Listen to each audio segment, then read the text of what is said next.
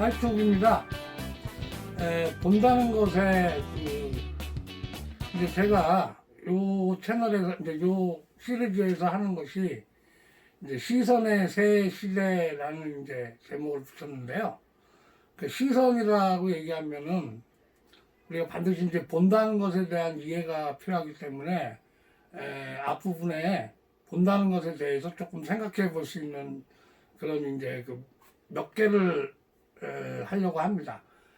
제가 지난 시간에는 그냥 이 시선의 새 시대에 대한 그 전반적인 개요만 좀 말씀드렸는데요. 오늘은 그냥 본다는 것의 중요성에 대해서 말씀을 드리려고 합니다. 다 나왔던 얘기인데요. 그 인간이 정보를 습득하는 걸 100%라고 봤을 때 이게 항상 나오는 얘기죠. 그러면은 정보라는 건 감각을 통해서 들어오니까 이 감각 중에 이제 우리가 흔히 얘기하는 오감 중에 시각이 가장 이제 월등하다는 거죠. 그건 이제 학자마다 뭐 75에서 85까지 퍼센트는 조금 차이가 있지만 시각이 아주 중요하다라는 겁니다. 그런데 이거는 인간만 갖고 있는 특별한 능력이라고 보기는 어려운 게 주로 이제 그 심해에 있는 동물이나 아니면 동굴 속에 오래 살아가지고 몇천 년 동굴 속에서 진화를 해서 그 빛이 없기 때문에 시각이 별로 필요 없는, 그러니까 퇴화됐거나 이런 동물들을 제외하고는 대부분 시각에 의지하는 경우가 많이 있습니다. 그래서 제가 이 말씀을 왜 드리냐면 인간의 시각이라는 게 우리가 눈으로 한눈에 봐서 모든 걸 파악할 수는 없습니다. 그 왜 그러냐면 우리 그 눈이 지금 딱 보시면 아시겠지만 그 쭉 하면 180도 정도 분이 이제 그 전체를 나를 중심으로 해서 360도다 하면 우리 인간의 시각은 아무리 확장해봐야 180도 정도뿐이 이제 그것도 전면을 향해서 180도 정도뿐이 못 보게 돼 있습니다. 그래서 사람은 항상 뒤를 두려워하죠. 왜냐하면 뒤는 볼 수가 없기 때문입니다. 그래서 이제 가끔 뭐 우리가 그런 얘기도 많이 하죠. 그 뒤나 어떤 일에 대해서 예민하게 빠른 사람들한테는 너는 뒷꼭지에도 눈이 달렸냐 뭐 이런 얘기를 하는데 그 말씀 왜 드리냐면 그러니까 어떤 동물들 같은 경우는 시야가 인간보다 훨씬 넓게 210도 심지어 360도를 전체를 다 볼 수 있는 그런 동물도 있습니다. 대표적으로 카멜레온도 그렇고 곤충들의 경우에 벌꿀이나 뭐 이런 꿀벌 종류, 벌 종류들을 생각하시면 눈이 앞으로 나와가지고 여러 개 이제 우리하고 기관이 다르지만 360도를 다 보게 되어 있습니다. 그러면 왜 제가 이 말씀을 드리느냐? 본다는 것 자체가요. 우리가 180도뿐이 못 본다는 거는 결국은 우리 얼굴을 정면을 어디로 하느냐에 따라서 즉 방향을 선택하는 거에 따라서 나머지 뭡니까? 180도 이상의 존재하는 것들은 전부 뭐가 된다는 거예요? 볼 수 없는 대상이 된다는 거죠. 그러니까 지금 제가 말씀드리려고 하는 핵심은 뭐냐? 본다라는 행위의 기본은 바로 뭐에서 시작되느냐? 선택에서 시작된다는 겁니다. 선택과 배제라고 얘기하는데요. 즉 뭐냐면 우리가 눈이라는 감각을 제대로 10분 활용하기 위해서는 일단 이 감각이 뭘 봐야 되느냐 하는 선택을 제대로 해야 된다는 겁니다. 그런데 재밌는 거는 대부분의 경우 우리 인간이라는 게 유아기를 거쳐서 인간이 그 부모 세대한테 의지하는 그 기간이 다른 생물들에 비해서 상당히 긴 편에 속합니다. 그 기간 동안 사실은 인간이 태어나서 자기가 개인 입장에서 보면 자기가 주체적으로 뭘 안다라고 생각할지 모르지만 사실 무언가를 본다 할 때 보는 거를 선택할 수가 없어요. 즉 뭐냐 하면 내가 보는 거를 선택한다고 생각하지만 실제로 그거는 나머지가 다 배제된 상태에서 부모 세대에서 이제 여기서 뭐가 나오냐면 이제 문화적으로 그 리처드 도킨스가 얘기한 밈이라는 얘기가 나오는데요. 그러니까 그 자기가 속해 있는 환경, 문화적 환경, 자기 가족 또는 그 지역 사회, 문화 이런 안에서 볼 수 있는 것만 보게 되어 있습니다. 그러니까 나머지는 자연스럽게 배제된다는 거죠. 이 부분과 관련해서 그냥 제가 이제 그 선정적인 경로를 말씀드리면 이 본다라는 거는 감각을 이용해서요. 선택과 배제라는 그런 작업을 1차적으로 해야 됩니다. 그러면 선택된 것을 향해서 무엇을 하는 겁니까? 우리 눈에 초점을 맞추고 광원을 이용해 가지고 그거를 보는 겁니다. 이 본다 이게 바로 지각이에요. 그러니까 감각을 활용해서 어떤 행위가 일어나는 거죠. 그래서 본다는 시지각의 지각적 행위가 일어납니다. 그걸 보게 돼요. 그리고 본 거는 그 이후에 이게 생리적 과정에서 그 다음에 뭐로 넘어갑니까? 시신경을 통해 가지고 뇌에 중추신경계를 거쳐서 뇌에 연결이 됩니다. 그러면 우리가 봤다라는 거는 기억을 하게 돼요. 그러니까 기억하지 못하는 거는 흔히 뭐라 그럽니까? 예, 여러분들 뭐 흔히 있는 일이잖아요. 분명히 저 친구는 나를 기억하는데 저는 어떤 친구를 기억 못 해가지고 우리가 언제 봤냐? 뭐 이렇게 물어보잖아요. 그러니까 봤다는 것이 봤다라는 행위 자체가 중요한 게 아니고 그게 기억이 되어야 합니다. 그러면 이 기억의 내용을 이용하는 게 바로 학습이에요. 근데 학습이라는 건 결국 뭐냐 하면은 기억에 의해서 그러니까 본 내용들이 기억으로 저장된 것들을 어떻게 분석하고 어떻게 이제 분류하고 분석하느냐 요거 하는 과정이 바로 학습이라는 과정이죠. 그러면 이 학습이라는 과정을 통해서 우리는 이해를 하게 됩니다. 그러니까 내가 사실은 봤다는 그것이 바로 이렇게 연결되는 거예요. 어떤 대상을 봤다라는 거는 단순히 생리적인 데서 끝나는 게 아니라 그 이후에 그 기각, 기억, 학습, 이해라는 그 과정을 다 거쳐야만 비로소 봤다는 게 완성되는 겁니다. 그래서 어떤 이제 그 영상의 그 장점을 강조하는 분들 중에 영상에는 그 영맹이 없다. 그러니까 문자는 글을 읽을 줄 모르는 사람을 문맹이라고 흔히 얘기하는데요. 영상은 봐서 못 보는 사람이 없다 이런데 이것을 조금 오바된 말입니다. 왜냐하면 영상을 보고 이해를 못하는 경우가 많이 있어요. 그러니까 이해까지 도달해야지만 사실은 봤다는 말이 됩니다. 그런데 이게 학습하고 왜 중요하냐? 이게 한 사람의 그러면 우리 생애에 왜 중요한 문제를 갖고 있느냐 하면 이 바로 감각을 이용해서 선택, 지각, 기억, 학습, 이해라는 이 과정이 선형적으로 한 번 쭉 지나가고 끝나는 게 아니라 어떻게 됩니까? 이게 순환적 고리를 이뤄요. 순환적 고리라는 거는 이렇게 체인, 여러분들이 체인으로 연결해서 링을 연결해서 목걸이를 만든 걸 생각하시면 됩니다. 그런 식으로 한 번 연결되면 다른 것과 이거는 이제 그 인터넷에서 말하는 링크하고 개념이 다르죠. 이렇게 고리가 또 연결돼서 또 순환하고 순환하고 순환하고 순환하고 이렇게 합니다. 그렇게 해서 이게 순환적으로 끊임없이 확장하면서 여러 개의 고리로 연결이 된다는 얘기죠. 그래서 이게 많아지면 바로 그만큼 어떤 대상에 대하여 그러니까 하나의 사물일 수도 있고 사건일 수도 있고 또는 세계, 문화나 세계, 지역이나 문화 세계라는 보다 개념적인 층에서의 총체적인 부분일 수도 있는데 그런 것에 대한 이해가 그만큼 어떻게 됩니까? 깊어지는 겁니다. 그렇게 해서 영상이라는 것은 결국 이 깊은 이해까지 도달하지 못하면 나머지 기능이라는 것은 사실은 상당히 우려스러운 면이 많이 있습니다.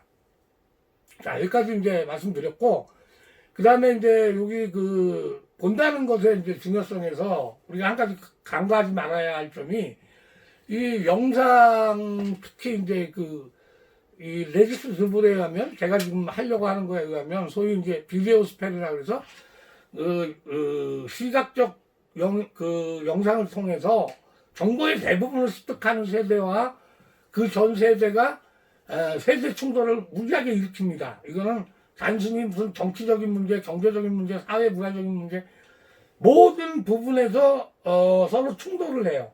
갈등을 일으키는데 그 갈등의 이면을 들여다보면 바로 이제 한 가지 요인 중에 이 본다는 것의 중요성에 차이가 있습니다.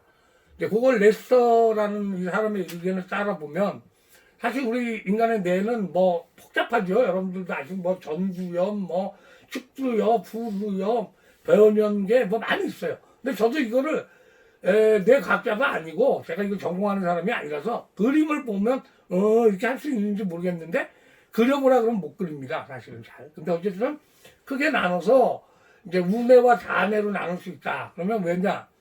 우리 뇌라는 게 기본적으로 어떤 대상을 시각적으로 포획했을 때, 그러니까 즉 봤을 때 그거를 분리하는 기능을 수행합니다. 그래서 이제 간단하게 말씀드리면 주로 우뇌가 하는 일은, 우뇌는 그러니까 오른쪽 뇌는 시각 중추와 연결되어 있어서, 시각 중추하고 연결됐다는 말은 그 대상에 대해서 뭐를 보려고 하냐면 그 대상한테 그 포커스가 더 맞춰주는 거예요. 보는 그 대상, 오브제한테. 그래서 이거는 대체적으로 시각적이고 본능적이고 즉각적이고 감정적이며 직관적이고 총체적인 이런 부분들을 이룬다.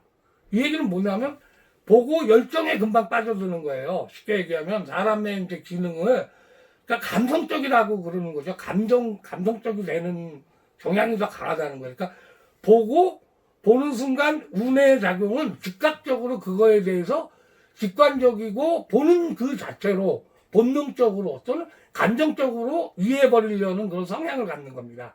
그러니까 딱 보는 순간 좋다 나쁘다가 딱 나오는 거예요. 저거는 불쾌해. 저거는 쾌야. 좋은 거야. 쾌는 선한 거거든요. 칸트식으로 얘기하면. 내가 보기에 너무 아름다워. 그럼 저건 좋은 거야.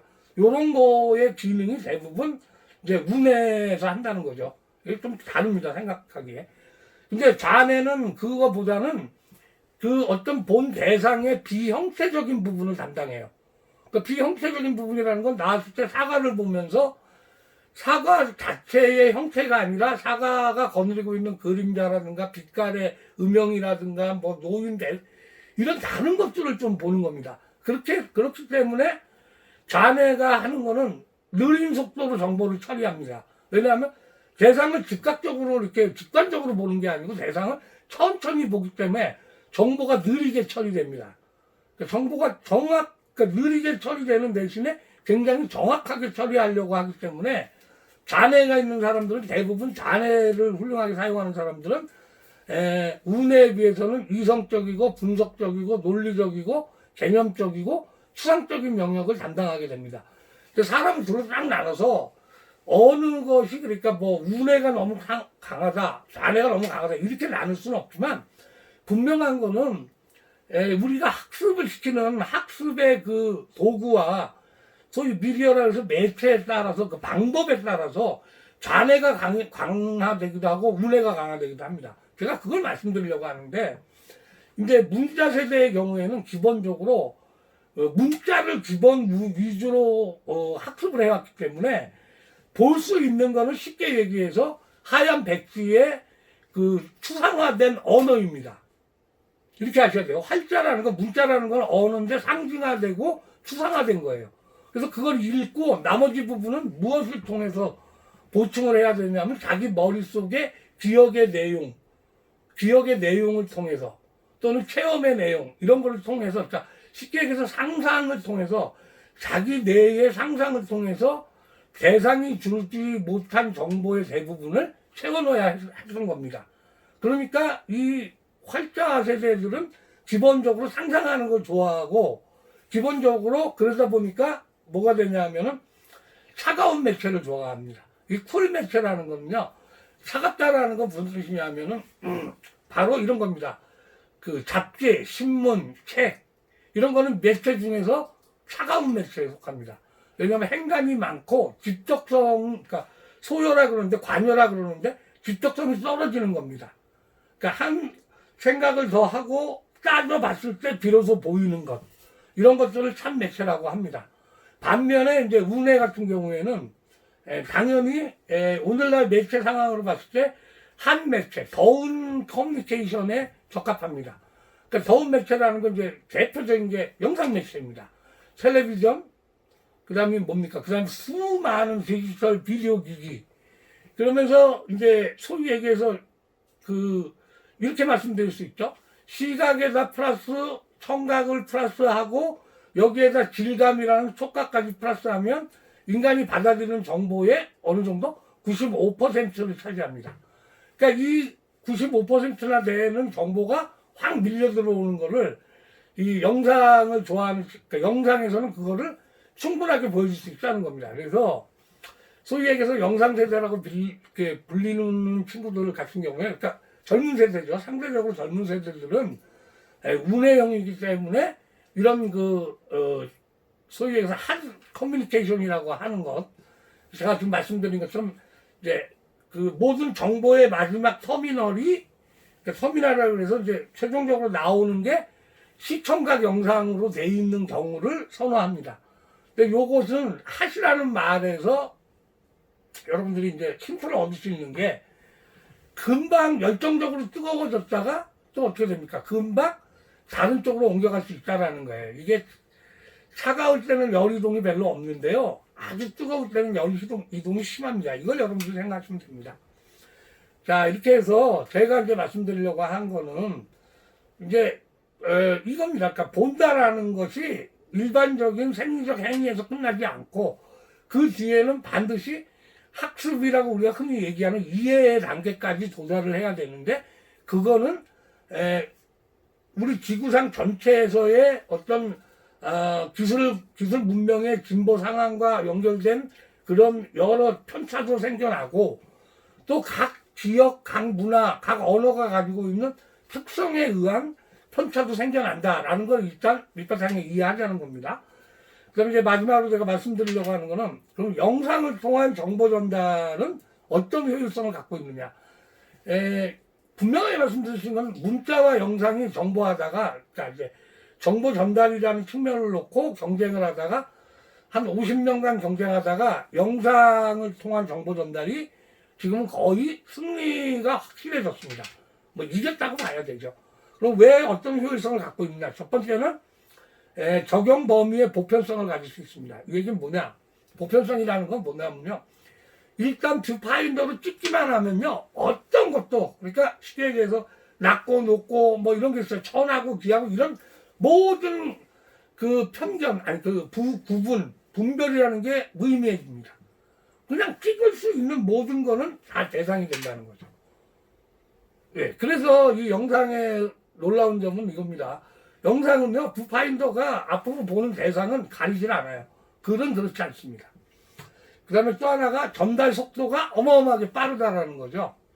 특히 이 디지털 문명에서는 상상할 수 없을 정도로, 생각해보세요. 책 한 권 이거 해봐야 이게 그 정보 양으로 하면 몇 바이트나 되겠습니까?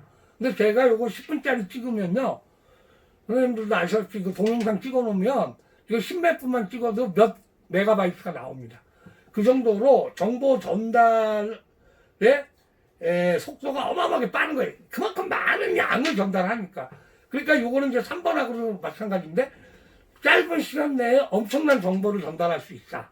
그러니까 정보로 전환시키는데, 그러니까 정보를 전달하기 위해서 이걸 적용하는 데 있어서 못할 게 없다는 거죠. 그러니까 아주 보편적인 면을 가지고 있고, 전달 속도가 빠르고 빠른 만큼 전달 정보의 양이 획기적으로 증대했다.